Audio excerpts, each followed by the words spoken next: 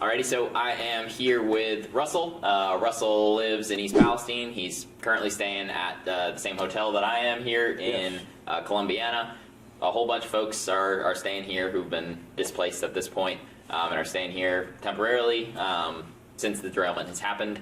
I know Russell works right in East Palestine, real close to where the derailment is. I guess we'll start there. How long after the evacuation was over did it take for you to be back at work? I missed work Monday and Tuesday, went back Wednesday, and gentleman I work with, we had to sneak to get to our shop. And when we got to our shop, it was probably the worst thing we could have done, because when we opened the garage door, we couldn't breathe. It literally took your breath away, and we were covering our faces and grabbing the tools that we needed and got out, left. Gotcha. So this is literally... And they're cleaning up the creek right behind us. It's 20 feet from my building. And as they're agitating, not aerating, they're agitating the situation. If you can smell it, it's harming you. Even OSHA guidelines knows that it takes 3,000 parts per million for your nose to pick it up and smell it, when they only allow 5 to 8 parts per million in an 8-hour period. Right. And that's for vinyl chloride that you're talking about, too. So if you can smell it, it's already a concern. It's also true about, I've done a lot of research into this, about the byproducts of vinyl chloride when you burn it. After you burn it, it turns into a whole variety of things, including... If you burned it on its own. Yeah. They didn't burn it on its own. Right. And neither did the train when it derailed. Right. So you've got all sorts of stuff that should be in the air, or should have been created as a result of this. I've talked to several chemists and whatnot, and you're talking things like formaldehyde, you're talking things like hydrogen chloride, you're talking phosgene, and all of those three things that I just mentioned as well. What about the lithium-ion batteries that got burned up on the vehicles that were in the train? Right. I mean, all of those things, if you can smell it, it's already a level of concern. Yeah. There's videos all over right now about lithium-ion batteries and how they're exploding and catching on fire, and they're just a wreck, and they shouldn't be made in the first place. Yeah, it's not like we had Mr. Wizard's World sitting down there evenly mixing these concoctions together and then lighting them on fire. Right. No, we don't know what was created in this. Right. I mean, we could have made a whole new super whatever you want to call it. I mean, we could have made something we don't know about. This stuff wrapped all the way around the planet. Right. And so basically, like, based on the day you went back, it sounds like that was basically like the first moment you were able to go back into the zone. Like if it was Wednesday, right, the controlled burn was on a Sunday, Monday, Tuesday, Wednesday probably would have been the first day that anyone was even allowed back into town for the most part. No, because it was, the train derailed that night. The burn was the very next day. Monday, or Tuesday, they lifted the evacuation and threw everybody to the wolves. Right. And that's what they did. I mean... Yeah, I mean, I guess, can you describe a little bit about what it, like, so you're working right there. You live in town as well, too, right? Yeah. So what was it like in those first couple days, as far as, like, were you experiencing any symptoms as a result of this? Instantly, that morning, she woke up with an upset stomach, nausea. I did too, bloody noses. My wife had bloody noses. My son had a bloody nose. My daughter called the next day, and she was only at the house briefly for a couple of hours. And then she had to go to work. She's a trained singer. She was trained in school to sing. She called my wife that next morning after the controlled burn. My wife didn't know who she was talking to, couldn't understand her voice. I don't even sound like this. My wife's sitting right there, she'll tell you, I don't even sound like this. I wake up in the morning sounding normal. I go to work. I'm at work for about an hour, hour and a half. My voice changes, and I sound like I could sing the song Big Black Train. Right. And I mean, it's no joke. It's my employer says it to me, everybody I work with, everybody I see. I just saw a gentleman yesterday at Dollar General who I haven't seen in about 2 years because he had health problems and had surgery and stuff. Mm-hmm. And it was the first time I saw him. He said, "Wow, what'd you do? Just get back from Florida?" Because you see my skin pigment. Mm-hmm. I don't look like this. I'm normally tan, not red. Mm-hmm. And I'll say too, I mean, it's not been exactly sunny here in East Palestine the last couple of days. That's And yeah. normally I go outside and I tan instantly. I tan like crazy, really good. But he's like, "Yeah, you look like you went to Florida." I'm like, "It's just chemical burns, man. Something's not right here, Dave." Like I haven't seen him in like 2 years. Mm-hmm. For him to say that, and I heard my wife say it to me 3 or 4 times, "Your skin looks bad." And then she was saying right after the controlled burn, my eyes were sagging down and you could see the reds in my eyelids. It's like, something's not right here. And I guess, so I'm assuming other folks you work with are probably experiencing symptoms as well? Yeah. Yes. Everybody that I work with. Right. I only work with 2 other guys, so it's not like a whole lot of people. Right, yeah. We do have a little bit larger of a company. Right. But they're down the road out on 51. Right. And has there been any talk of, like, I mean, either the company trying to relocate where y'all are working, or Not to my knowledge, not to me, but I'm that close. Right. Nobody has knocked on our business door. Nobody's left a note. Nobody said, "Hey, we're here," anything.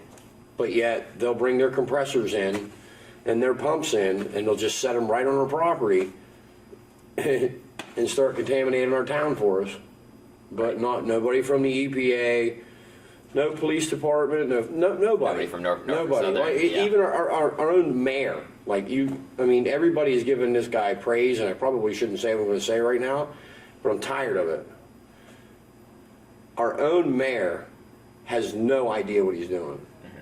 He told everybody, "I'm not built for this. I'm a leader." Well, if you're a leader, then you're not built for being a leader either, because you're not doing a good job. Mm-hmm. He bent over backwards. He did what he was told to get the train running. And it's a tough situation, right? Because, like, I'm sure, there's probably no small town mayor of 4,500 who's going to be ready for this sort of situation. But, from his perspective, or from anyone's perspective, you got to be asking for the help above you. Then, if you can't do it, call.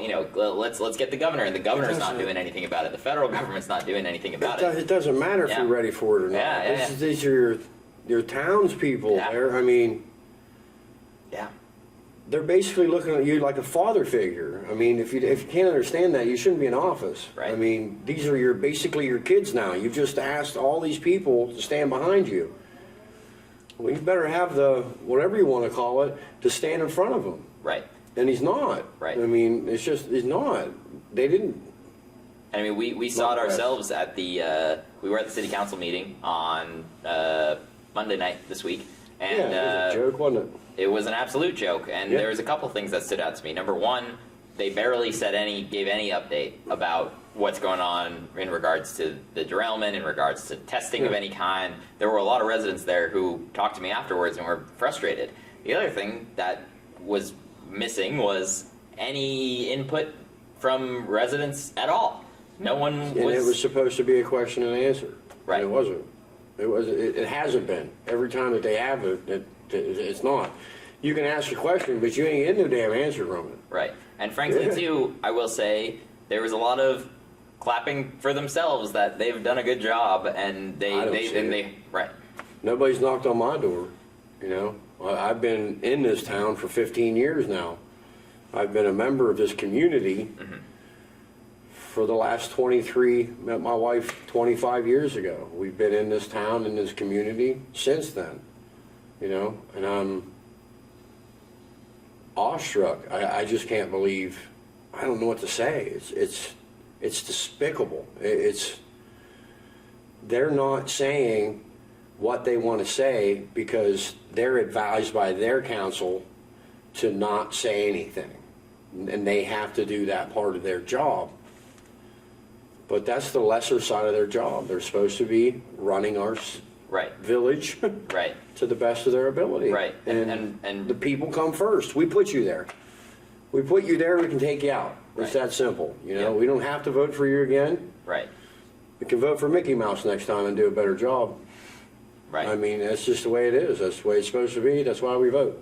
Right. You know? I myself don't vote. And this is the reason, because I don't want to be responsible for putting somebody in there that doesn't know what in the hell they're doing. And frankly, I mean, even when you look at the elections that are happening at a larger level, I mean, they had a hearing about this in Washington, D.C. about a week ago in the Senate, and I went through and watched the hearing, and we did a little bit of a video on it, and I believe it was 8 of the 19 senators on the stage had taken money directly from Norfolk Southern. Yes. And then I will say that 18 of the 19 senators have taken money from either Norfolk Southern, JP Morgan, Vanguard, or BlackRock, Yeah. the 3 companies that own about 16% of Norfolk Southern to begin with. So 18 of the 19 people on the stage have either taken money directly from Norfolk Southern or from one of the owners of Norfolk Southern.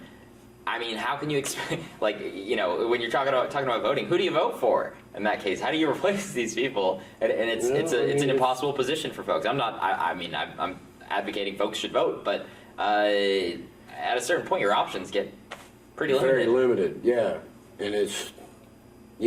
And it's already a big situation in all these little small towns that they're so corrupt. And it's such a small corruption in such small communities that's really overlooked, you know? But every time you add one more piece of that puzzle, it gets bigger and bigger and bigger, you know? Yep. And it's all of our small communities around here. Right. Everything around here is corrupt in that way. And the investors in the BlackRock that you're talking about, I mean, they own Basically everything. over 1 million companies. Yeah. And the companies that they own, those companies own companies. I Yeah. mean, they're so much bigger than our government Right. wishes they ever could be. I mean, they're huge. Right. Nobody looks at it. And they own a lot of our government essentially because Yeah. they're keeping all these people elected with their Money campaign talks. donations.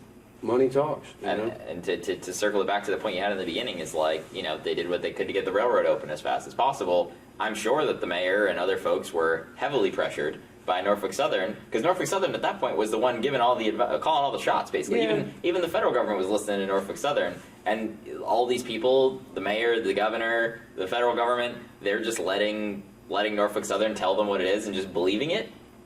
Well, I mean, that's why it's been called since around the 1930s, the railroad lottery. What are we going to get out of it? Nothing. You ain't got a chance of winning the lottery. You got a better chance of having a train derail in your backyard and screwing up your life. Right. It's plain and simple. I don't play the lottery. Look at me. Man with the train in his backyard. Right. You know, I'm scared to go home. I'm scared for my family. I don't want to see it again. I could care less if they just bulldoze every building in the town and put another train yard there. I mean, it ain't good for anybody. It's already contaminated. Our creeks have already been contaminated. They've been that way before this train even came through. We had contaminated water. Now they're saying that they found carcinogens in the water, and they keep putting it in the paper. 185 wells been tested. We're doing 9 of them again. We're doing 15 of them again. Why? Because they're contaminated, and you don't want to tell everybody? I mean... And on the testing too, I mean, a lot of folks are, you know, there'll be like a water test will come out and they'll be like, see, the water's fine. The water tested fine right now. And there's 2 issues with that I keep seeing. Number one, it's fine when you tested it, right? This stuff settled on the surface, right? It takes a little bit of time for some of these chemicals or dioxins or whatever you want to call them or whatever it may be, time to sift through the dirt and into the water. So yes, the water was fine when the test was taken. That does not mean that it's fine right now. And then number 2, we run into this issue with the air testing all the time too, but it's the same thing with the water. Is when you're testing broadly for VOCs or you're testing broadly for, you know, certain things, you're missing a lot of the smaller items that could be there. To your point, all this stuff burned in one huge heaping pile, essentially. Yeah, but these people aren't going into people's backyards on a nice dry day, deliberately kicking up all the dirt and then testing the air, no, are they? Right. You know, they're not putting a shock to the system to make the machine actually do what it's supposed to do. Right. And not to mention, a handheld machine doesn't take an air sample and test the air like it's supposed to. Right. It's test now. It ain't testing the contaminants in the air. Right. I mean, also, you don't need to be a scientist to know that when you're breathing the stuff. Even me today, I was in town. I started noticing the smells quite a bit. You can feel it in my throat. You can feel it in your even in your Can't neck. miss it. Yeah, and I mean, your proof is what you're talking about your skin. You talked about your other symptoms, Yeah. But my wife is fair skinned. If you'd have saw her 2 weeks ago, she looked like a superhero that had supernatural powers. I mean, it was the weirdest thing I ever saw. Her skin went from her beautiful ceramic skin color, and it would start getting pinker and pinker and pinker and pinker. Then it would just kind of chill for a minute, and then it would get really, really red. And then all of a sudden, she'd get goosebumps all over her body. She looked like a chameleon. She looked like she was changing colors. Haven't heard too many people, but other than that lady who I was just sitting out there talking to her said that she went through the same thing with her, felt like her skin was on fire. That's exactly what my wife said it was happening to her. Mm-hmm. And I can tell you, I've talked to other people who are saying the same thing. I mean, I had a conversation with my mom on the phone last night, and I was like, it sounds crazy, but I've now talked to so many people in East Palestine on this trip, on the last trip. We've got tons of interviews we haven't even posted yet still, and it starts to sound normal when you hear it from so many people, but nothing about this is normal. Nothing about it is normal, but you just hear from so many people that these things are happening. It's not normal. Nothing. This is, I don't know. It's.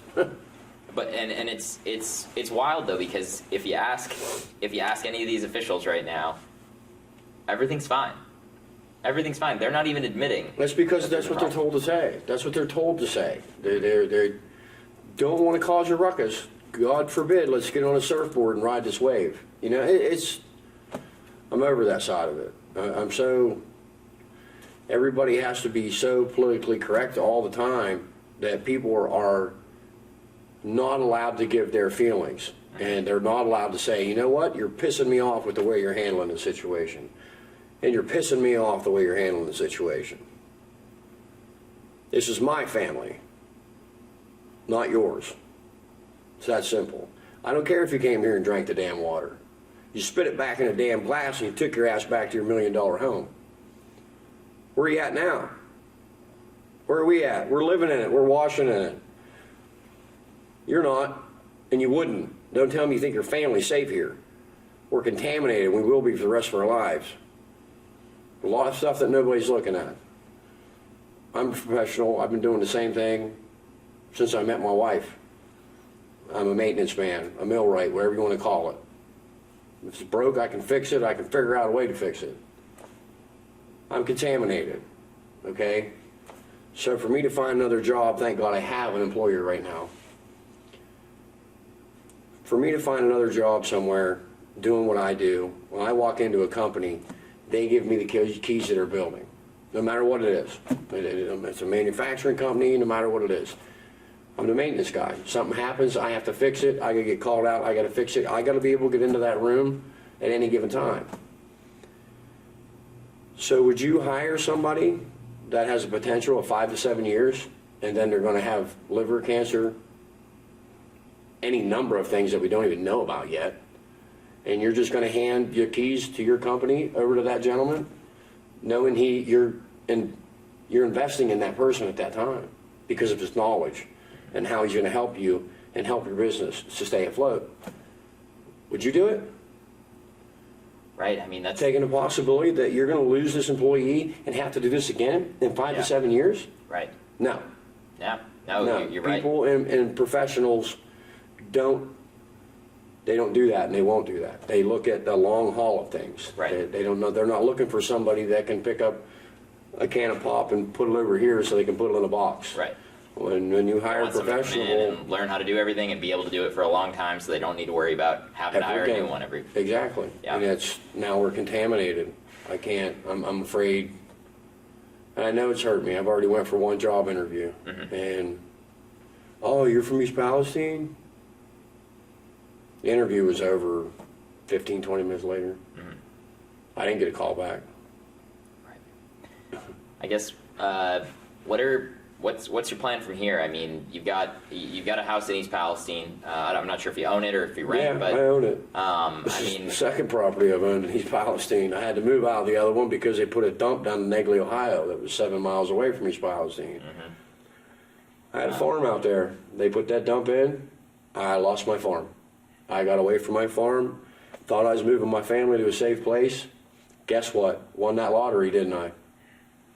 so you go from having your farm, they put a dump right there, basically. Yep. So you lose the farm to having a dump right there. And for folks watching, Negley is right next to East Palestine, basically. Then you move to East Palestine, and now this happens. Train lottery, yep. So, I mean, it's obviously an impossible position to be in at this point. I don't know what to do because nobody can answer any of the questions, and everybody's sitting around wanting answers. Nobody has the answers that you want. It's that simple. You're not going to get the answers to these questions because this has never happened before. How do you answer something that's never happened? Right. The same as setting fire to all this stuff. It's never happened before. Right. How do you clean up for it? How do you know what to clean up for? Right. You know? Frankly, the fact that you all have to deal with this, and we've got a federal government that's got essentially unlimited resources. They're a waste of time. I agree, basically. At this, they've got the resources to be able to buy everybody in East Palestine a new home like that. Last week, we just watched the Silicon Valley Bank thing fail, Yeah. and it took less than 48 hours for them to come in and be like, you know what? Like, here you go. We're solving that problem. Here we go. But you all, it's been freaking 5 weeks. It's been 5 weeks, almost 6 weeks at this point. Probably 6 weeks tomorrow, I believe. Mm-hmm. And you all still don't know what if you're ever going to be able to go back to your house. Most people I talk to are afraid to go back to their house, and nothing is being done. Nothing, no concrete answers are being given. I'm not afraid to go back to my house. I'm afraid I'm losing my future. Mm-hmm. A house is a house. A couch is a couch. That's materialistic. Being able to be around with my wife as long as I want to, and my two wonderful kids, my grandson, it's something I've lost control of now. I mean, nobody knows when you're going to, come out of your house and get hit by a train. But, I mean, at this point, I at least had control of that. Now I don't because of all this. That's as cut and dry as it gets. You've literally taken the control that I had of my life. It's gone. It's literally gone. It's gone for everybody in our town. Not a 1 mile frickin' ridiculous radius. 1 mile? 5,280 feet, that's all, huh? Really? Shit, I'm damn near throw a rock that far. No, 1 mile. And they keep saying 1 mile. Then why did you open it up to 2 when you idiotly burned the damn material? Why'd you open it? Why shouldn't it be 2? Why shouldn't it be 10? Why shouldn't it be, let's see, the 68-mile cloud that was above our heads? Right. Yeah, and I was going That to was say, seen by Doppler radar. Shouldn't that be a better graph than, let's get the crayon out, boys. There we go. Come on. Ridiculous. Ridiculous. An assistance center? Wow. have you had experience there trying to get any help? Yeah, I was almost physically assaulted there by them people. Yeah, and everybody keeps telling me to go back and take my receipts back. I'm not tucking my tail between my legs and asking for a damn handout from anybody. I didn't ask for the train to come here. I'm not doing it. I'm not going to do it. There's other avenues. I can find money. I can work. I got to do what I got to do, take care of my family, and I will. I don't have to rely on Norfolk and Southern. Alan Shaw can kiss my ass. It's that simple. And I know what's going to happen to him. He's going to resign. He ain't going to be able to handle it either. Right. He'll resign and he'll walk from this situation. Right. And frankly, he's probably going to walk with a big multi-million-dollar severance package as well. Yep. Either way, if not, his home's worth $8 million. Right. That's a comfortable lifestyle in itself. This is just, sorry for being frank, but if somebody doesn't do it, nobody's going to get this big picture. Enough's enough of people sitting back and watching what they say with their tongue. Yep. It's enough's enough, man. We can only make world so comfortable for people until it's just too comfortable. This is ridiculous. Ridiculous. Agreed. Well, thank you so much for taking the time to talk with me. I hope I didn't waste your time. No, you absolutely did not. Yeah. I'm sure folks watching right now, or when they watch this, are gonna. I mean, that was a great testimony of what's going on here. I Not really really. appreciate it. I mean, it is. I mean, you're not the only one going through all of this. I mean, you said it. It's ridiculous that it's come to this point. So, yeah. It is. I can't believe that nobody will get off their ass and handle the situation the way it needs handled. Yep. I mean, if I backed into my neighbor's car, you think he'd let me fix it? Probably not, right? Well, why are we letting these jackasses handle their own situation? Right. And police themselves. Which is exactly what's happening. I mean, They're policing themselves. They're it's just ridiculous. It's just, I can't get it. I can't get it.